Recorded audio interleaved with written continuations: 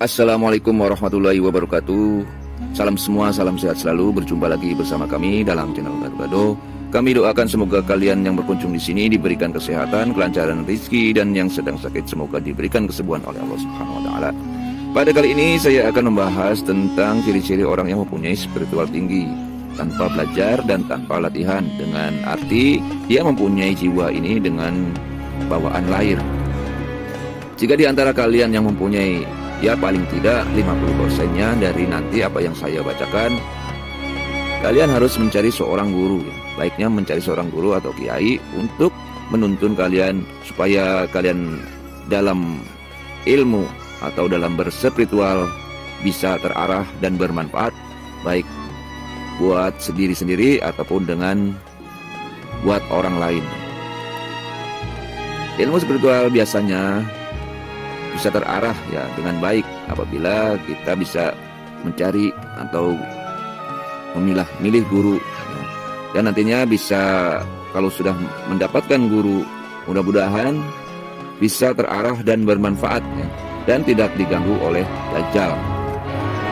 Musuh satu-satunya orang yang memiliki jiwa spiritual tinggi, musuh utamanya yaitu dajjal dari diri kita sendiri, bukan lagi setan. Jadi musuhnya ini dajjal, yaitu mengganggu dengan kebaikan. Dajjal itu menghasut. Kalau setan itu biasanya menggoda dengan nyata, seperti mabok-mabokan atau minuman khamar, membunuh, dan seterusnya. Tapi kalau dajjal menghasut dengan kebaikan, seperti kita harus beramal, menolong orang tanpa perhitungan, dan seterusnya. Dengan itulah kami mengarahkan agar kalian mencari dan memiliki guru yang mursyid. Untuk mencari guru harus juga hati-hati kita cari tahu keilmuannya dan akhlaknya bagaimana, ibadahnya gimana, itulah kita harus mencari guru. Kita langsung saja ke materinya. Tentunya ciri-ciri ini saya ambil dari beberapa sumber seperti Primbon dan kitab-kitab agama tentunya. Pertama, selalu memikirkan orang lain yang sedang kesusahan, padahal kamu sendiri sedang susah. Kedua, tidak terlalu memikirkan kesusahan hidupnya sendiri. Ia anggap masalah hidupnya itu adalah tidak ada apa-apanya dibandingkan dengan orang lain yang lebih susah daripadanya. Ia anggap masih banyak yang lebih susah darinya, sehingga masalah kehidupannya ia jalani dengan mudah dan ikhlas. Terus yang ketiga, mempunyai indera perasa tinggi. Ia mampu merasakan apa yang orang lain rasakan, dan indera perasa ini aktif dengan sendirinya tanpa melalui pendidikan sekolah, kuliah, dan sebagainya. Misalnya kita orang yang tidak bersekolah atau berkuliah seperti layaknya nantinya orang ini mempunyai orang yang seperti menguasai ilmu psikologi gitu dengan sendirinya. Keempat, peka terhadap apa yang datang kepadanya. Setiap apa yang datang pada dirinya, seperti sakit, musibah, serta orang yang datang pada dirinya, ia anggap semua itu tidak lain hanya Tuhan saja yang seolah-olah menyuruh datang untuknya. Jadi apa yang datang kepadanya, baik orang lain ataupun musibah, penyakit, itu semata-mata hanya karena Allah menguji dirinya di dalam hatinya ini. Terus 5, tidak terlalu tergantung pada orang lain. Orang yang mempunyai spiritual tinggi ini, ia enggan berharap kepada orang lain. Walaupun ia terdesak dalam ekonomi misalnya yang kurang stabil, ia selalu mencari cara dan langkah-langkah untuk menghadapinya sendiri, walaupun dalam keadaan kesulitan. Dan seandainya misalnya ada bantuan yang datang kepadanya, seperti mendapatkan pinjaman utang, dapat bansos misalnya itu ia anggap sebuah pertolongan Allah saja, bukan karena orang tersebut menolongnya, walaupun dengan rasa terima kasih pada orang tersebut, karena dia beranggapan mau jadi perantara Allah untuk menolong dirinya gitu. Terus ke-6, tidak suka akan pujian orang lain. Jadi orang yang mempunyai spiritual tinggi ini tidak mau dipuji orang lain, bukan tidak mau dengan kata-kata di dalam hatinya ini berasa gimana gitu, enggan dalam hatinya. Orang yang mempunyai spiritual tinggi ini, ia cenderung tidak suka akan pujian orang lain. Di dalam hatinya, ia merasa tidak ada yang istimewa dengan dirinya, walaupun apa yang dia ciptakan atau dia keluarkan pertolongan atau apanya, ya, misalnya perbuatan yang ininya menurut orang lain luar biasa, ya, tapi baginya itu tidak ada apa-apanya dibandingkan ilmu orang lain yang jauh lebih hebat dari dirinya gitu. Jadi bandingannya ini orang lain daripada dirinya, orang lain yang lebih tinggi ilmu dari dia, sehingga dia merasa malu kalau seakan-akan dia dipuji atau dipuji orang lain hebat atau sebagainya. Sedangkan di luar sana masih banyak yang lebih hebat dari dirinya. Nah, itulah mengapa dia merasa malu dalam hatinya, walaupun dia tidak dengan lisan, tapi dengan hatinya merasa malu. Nah, sehingga ia merasa malu terus-terusan jika pujian itu datang kepadanya gitu, malu dalam dirinya. Terus ketujuh, tidak malas. Salah satu orang yang mempunyai spiritual tinggi yaitu tidak malas, mempunyai energi fisik yang energik, senang. Dia tidak sungkan untuk bekerja apapun ya, tidak minder, tidak malu dalam urusan pekerjaannya, baik dalam pekerjaan maupun dalam perdagangannya. Kerja apa saja dan dagang apa saja ia anggap yang penting halal dan nyaman dalam dirinya, mempunyai mental tinggi dan menunjukkan pada dirinya sendiri, inilah saya ya, inilah kemampuan saya, inilah saya, dan terus bersugesti itu. Dia tidak memandang ke atas untuk iri dengan pekerjaan orang lain yang lebih enak darinya. Terus selain tidak malas dalam urusan pekerjaan, ia juga mempunyai rasa tenggang rasa dan sosial tinggi.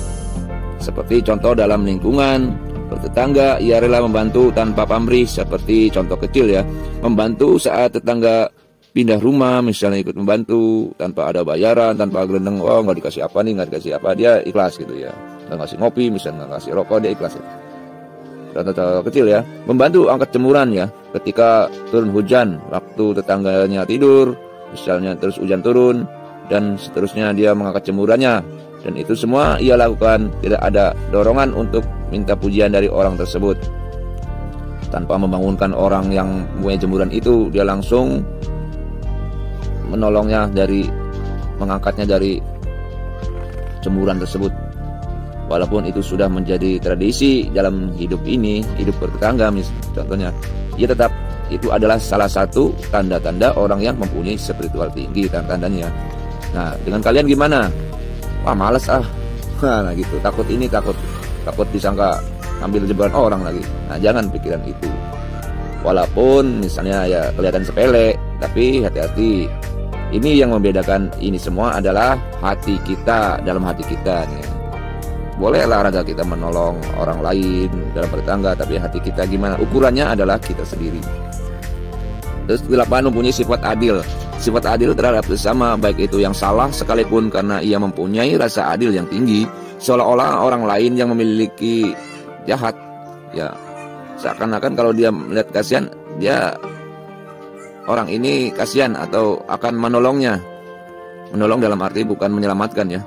Menolong dari ancaman orang-orang yang mau berbuat salah atau kesalahan yang fatal. Ya. Ia ingin mendamaikan, intinya sih ya, apa permasalahannya yang terjadi. Nah, gitulah contoh kecil ya. 9, patuh pada guru dan kedua orang tuanya. Ia patuh terhadap gurunya yang selama ini memberikan pekerjaan, pelajaran, juga kepada kedua orang tuanya. Ia patuh dan pasrah pada keputusan orang tuanya. Walaupun ya kadang dalam berkeluarga atau dalam kita sebagai anak, kadang beda pendapat dengan dirinya, dengan orang tua maksudnya. Dia juga merasa misalnya kecewa dengan keputusan orang tua yang mungkin menurut dia tidak masuk akal, tapi ia terima dengan tidak membenci kedua orang tuanya, karena itu semua ia anggap Allah lah yang menginginkan ini semua. Dan begitu juga adil terhadap adik-adiknya, kakaknya, dan seterusnya ya. Terus yang ke-10, segera sadar dari perbuatan maksiat ia sedang alami, yang sedang berlangsung. Dan misalnya kita sedang berbuat jahat atau berbuat, ya taruhlah di kamar berdoa nama perempuan, mau melaksanakan perzinahan atau mau melaksanakan niat, tiba-tiba dia sadar dengan sendirinya, oh iya ini salah, ingat ini, ingat itu, salah. Dan walaupun itu, dia tetap bergegas dan tidak melaksanakan atau melanjutkan kesalahannya tersebut. Nah, jangan ini ya ibaratnya dikira remeh perbuatan zina itu, karena zina itu hukumnya luas, hukum tertingginya nantinya luas. Apabila kita misalnya berzina atau melaksanakan perbuatan yang tidak semestinya, walaupun sama-sama suka, tapi 50 tahun yang akan datang, ingat, kita punya anak perempuan atau punya anak laki-laki. Janganlah sampai nantinya kita terulang kepada anak kita nanti ya. Mudah-mudahan kita bisa menjaga dari segala bisikan dajjal dan setan.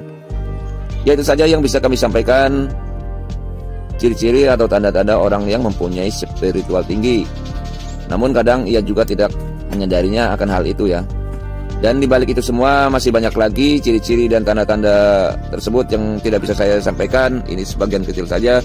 Seperti ada juga misalnya kehebatan yang lain, orang yang mempunyai spiritual tinggi ini yang tanpa ia sadari. Ini kehebatannya, terus keajaibannya luar biasa. Mungkin pada kesempatan yang akan datang kami akan buat videonya tentang kehebatan atau keajaiban orang-orang yang mempunyai spiritual tinggi yang tanpa ia sadari atau bawaan lahir ya. Tentunya kalau sudah selesai merangkum dari kitab Ribonnya nantinya ya, nanti insya Allah saya akan buatkan atau saya akan bacakan. Walaupun saya juga belum bisa melaksanakan seperti ini, tapi kita hanya belajar dan berbagi saja ya. Walaupun saya juga masih banyak dosa, tidak ada separuh-paruhnya yang ada di saya ucapkan sendiri juga, masih banyak salah dan dosa. Paling tidak kami semua dan ada semua kita belajar untuk berbuat baik dan berspiritual kepada Allah Subhanahu wa taala. Akhir kata saya undur diri. Wassalamualaikum warahmatullahi wabarakatuh.